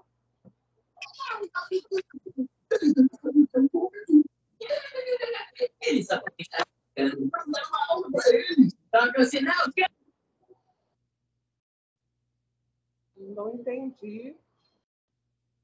Pode falar, Heloísa. Acho que tinha alguém com o microfone aberto. Já fechei, tá? Achei que estava perguntando alguma coisa.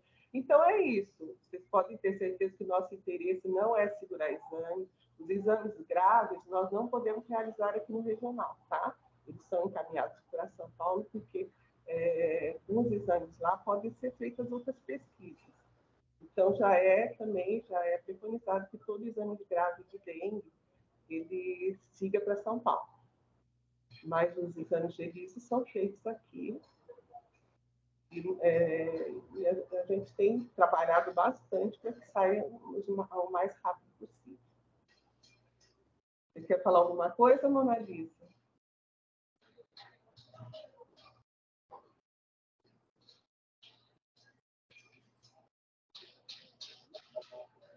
Eu acho que é isso, Michele. Se alguém tiver mais alguma dúvida... Ok, obrigada, Heloísa.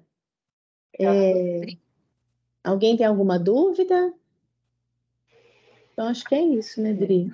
Então, pessoal, assim, ficar bem atento aos prazos, que qualquer dúvida com relação à elaboração do plano, tem as articuladoras aqui da atenção básica, tem um grupo de vigilâncias aí da CCD para nos orientar na elaboração, e a gente está à disposição, então ficou o prazo para até o dia 23 de abril, 20 de abril, e será homologado na CIR da primeira semana de maio, tá bom?